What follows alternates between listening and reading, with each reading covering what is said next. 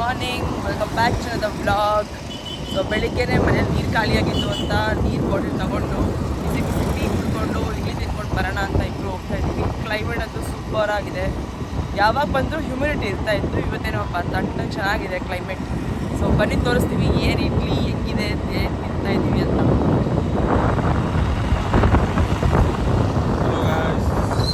ಯಾವಾಗಲೂ hello guys. Okay, hello guys.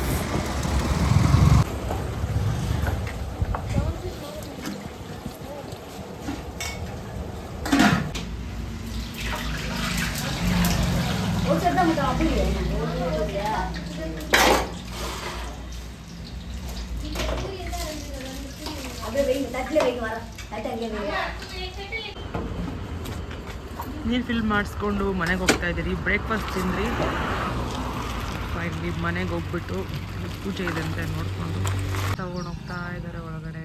ಬಂದ್ವಿ ಇವಾಗ ಮತ್ತೆ ರೆಡಿ ಆಗಿಬಿಟ್ಟು ದೇವಸ್ಥಾನ. ಹಾಗೆ ಸುಮ್ಮನೆ ಬಂದರೆ ಗಾಡಿ ಎಲ್ಲ ಗಲೀಜಾಗಿದೆ, ಹೆಂಗೂ ವಾಶ್ ಮಾಡಿಸ್ಬೇಕಿತ್ತು ಅಂತ ಒಂದು ರೌಂಡ್ ಕಾರ್ ವಾಶ್ ಬಿಟ್ಬಿಟ್ಟು ಏನಾದ್ರು ಸ್ನ್ಯಾಕ್ಸ್ ತಿನ್ಕೊಂಡು ಬರೋಣ ಅಂತ ಹೋಗ್ತಾ ಇದ್ದೀವಿ. ಬೆಳಗ್ಗೆ ಎದ್ದಾಗಿಂದ ಸ್ನ್ಯಾಕ್ಸ್ ಅಂತ 3 ಸರಿ ಆಚೆ ಬಂದಿದ್ದೀರಿ. ಇದನ್ನೂ ಕರ್ಕೊಂಬಂದಿರಿ. ನಮ್ಮಮ್ಮ ನಮ್ಮ ತಮ್ಮ ಎಲ್ಲ ದೇವಸ್ಥಾನಕ್ಕೆ ಹೋಗಿದ್ದಾರೆ. ಇದು ಒಬ್ಬರೇ ಇರುತ್ತೆ ಅಂತ, ಒಬ್ಬರೇ ರೆಸ್ಪೆಕ್ಟ್ ನೋಡಿದ್ದಕ್ಕೆ ಒಬ್ಬರೇ ಇರುತ್ತೆ ಅಂತ ಕರ್ಕೊಂಬಂದ್ಬಿಟ್ರಿ ನಮ್ಮ ಜೊತೆ. ಏನು ತಿನ್ನೋಣ ಅಂತ ಯೋಚನೆ ಮಾಡ್ತಾ ಇದ್ದೀನಿ. ಏನು ತಿನ್ನೋಣ? ಬಿರಿಯಾನಿ ಅಂತೆ. ನಾಳೆಯಿಂದ ನಾನು ಪ್ರಾಪರ್ ಡಯಟ್. ಇಷ್ಟು ದಿನ ಚೀಟ್ ಮೀಲ್ ಅಲ್ಲ, ಒಂದು ವಾರದಿಂದ ಚೀಟ್ ಮೀಲ್ ಕೊಡ್ತಾ ಇದ್ದೀನಿ. ನಾಳೆಯಿಂದ ನಾನು ಜಿಮ್ಗೂ ಹೋಗ್ತಾ ಇರ್ತೀನಿ. ಸೊ ನಾಳೆಯಿಂದ ಪ್ರಾಪರ್ ಡಯಟ್ ಅಪ್ಪ, ಫುಲ್ ಪ್ರಾಪರ್ ಡಯಟ್ ಮಾಡ್ಬೇಕು ಅಂದ್ಕೊಂಡಿದ್ದೀನಿ. ಇವನು ಗೊತ್ತು ಯಾಕೆ ನೋಡೋಣ ಎಷ್ಟು ದಿವಸ ಮಾಡ್ತೀಯ ಅಂತ. ನಿಜ ಮಾಡ್ತೀನಿ, ಮಾಡೇ ಮಾಡ್ತೀನಿ. ನನಗೂ ಒಂಥರ ಹೆವಿ ಅಂತ ಬಾಡಿ ವರ್ಕೌಟ್ ಮಾಡಬೇಕು. ಸೊ ನಾಳೆ ತೋರಿಸ್ತೀನಿ ನಿಮಗೆ ನಾನು ಯಾವ ಜಿಮ್ಗೆ ಹೋಗ್ತಾ ಇದ್ದೀನಿ ಅಂತ. ಡೈಲಿ ವ್ಲಾಗ್ಸು ಮಾಡೋಣ ಅಂದ್ಕೊಂಡಿದ್ದೀನಿ. ಒಂಥರ ಕನ್ಸಿಸ್ಟೆನ್ಸಿ ಕೀ. ಆ್ಯಕ್ಚುಲಿ ಅದು ನಿಜಾನೇ.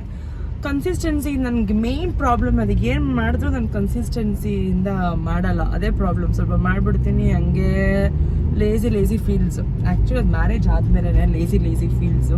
ಮುಂಚೆ ತುಂಬಾ ಕನ್ಸಿಸ್ಟೆಂಟ್ ಇತ್ತು. ಏನು ಆಲ್ಮೋಸ್ಟ್ 18-19 hours ಓದ್ತಾ ಇದ್ದೆ. ಅದು ಅದಕ್ಕಿಂತ ಹೆಚ್ಚು ಕನ್ಸಿಸ್ಟೆನ್ಸಿ ನನಗೇನೋ ಮ್ಯಾರೇಜ್ ಆದಮೇಲೆ ಫುಲ್ ಲೇಸಿ. ತಿನ್ನೋದು ಜಾಸ್ತಿ ಆಗೋಯ್ತು, ನಾನ್ ವೆಜ್ ಜಾಸ್ತಿ ಆಗೋಯ್ತು, ಒಂದು ಕಂಟ್ರೋಲ್ ಇಲ್ಲ.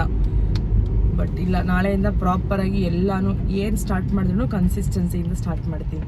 ಇವನು ಸುಮ್ಮನೆ ನಗ್ತಾ ಇದ್ದಾನೆ ನಾನು ಮಾಡಲ್ಲ ಅಂತ.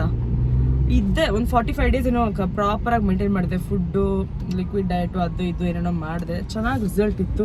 ಒಂದು ವಾರದಿಂದ ಏನೋ ತಿಂತಾನೇ ಇದ್ದೀನಿ, ಅಲ್ಲಿ ಇಲ್ಲಿ ಹೋಗ್ತಾ ಇದ್ದೀನಿ, ತಿಂತಾನೇ ಇದ್ದೀನಿ, ಕಂಟ್ರೋಲ್ ಮಾಡೋಕ್ಕಾಗ್ತಾಯಿಲ್ಲ. Proper diet definitely. So car wash ಮಾಡೋಕ್ಕೆ ಬಂದ್ವಿ. ಕಾರ್ ವಾಶ್ ಮಾಡಿಸ್ಕೊಂಡು ಹಾಗೆ ತಿನ್ಕೊಂಡು ಮತ್ತೆ ಮನೆಗೆ ಹೋಗಿ ರೆಸ್ಟ್ ಮಾಡಿ ಮತ್ತೆ ಆಚೆ ಹೋಗಬೇಕು. ಇವಾಗ ಮಶ್ರೂಮ್ ಗೋಬಿ ತಿನ್ನೋಕೆ ಇಬ್ಬರು ಹೋಗ್ತಾ ಇದ್ದೀವಿ. ಕ್ರೀಡಾ ತೊಗೊಂಡು ಹೋಗ್ತಾ ಇದ್ದೀವಿ. ಸ್ವಿಫ್ಟಲ್ಲಿ ಸ್ವಲ್ಪ ಬೇಜಾರಾಯಿತು. ಓಕೆ, ಹಿಂಗೆ ರೈನಿ ಇತ್ತು, ಪಿಕ್ಚರ್ಸ್ ತೊಗೊಬೋದು ಅಂತ ಕ್ರೀಡಾ ತೊಗೊಂಡು ಹೋಗ್ತಾ ಇದ್ದೀವಿ. ಓಕೆ, ಸನ್ ರೂಫಲ್ಲಿ ನಿಂತ್ಕೊಳಕ್ಕಾಗಲ್ಲ, ಇವಾಗ ಮಳೆ ಬೀಳ್ತಿದೆ. ಕಾಣಿಸ್ರೆ ನಾನೇನು ಮಾಡಲಿ. ತಿನ್ಬಿಟ್ಟು ಇವಾಗ ವಾಪಸ್ ಮನೆಗೆ ಹೋಗಿ ಡಿನ್ನರ್ ಮುಗಿಸ್ಕೊಂಡು ಬ್ಯಾಗೆಲ್ಲ ಪ್ಯಾಕ್ ಮಾಡಿಟ್ಟು ನಿದ್ದೆ ಮಾಡಿಬಿಡ್ತೀವಿ. ಬೆಳಗ್ಗೆ 4ಗೆ ಎದ್ದು ಬೆಂಗಳೂರಿಗೆ ಬಿಡಬೇಕು. 4ಗೆ ಬಿಟ್ಟರೆ ಅದು 8 o'clock ಹಂಗೆ ರೀಚ್ ಆಗಿಬಿಡ್ತೀರಲ್ವ. ಸೊ ಹೋಗಿ ಫ್ರೆಶ್ ಅಪ್ ಆಗಿ ನಾಳೆ ಹೆಂಗೂ ರಿಪೋರ್ಟಿಂಗ್ ಟೈಮ್ 10 ಇದೆ. ಸೊ ನೋ ಪ್ರಾಬ್ಲಮ್, ಆರಾಮ್ಸೆ ಹೋಗ್ಬೋದು. ಇದು ಮಶ್ರೂಮ್ ಗೋಬಿ, ಒಂದು ಮಸಾಲೆ ಪುರಿ ಮತ್ತು ಇನ್ನೊಂದು ಮಶ್ರೂಮ್ ಗೋಬಿ ಪಾರ್ಸಲ್. ಎಲ್ಲ ಎಷ್ಟಾಗಿರ್ಬೋದು ಹೇಳಿ? Just 90 rupees. ನಮ್ಮೂರಾಗಿದ್ದರೆ ಒಂದು ಮಸಾಲೆ ಪುರಿ 50, ಪಾನಿಪುರಿ 40-90 ಆಗಿಬಿಡ್ತಾಯಿತ್ತು.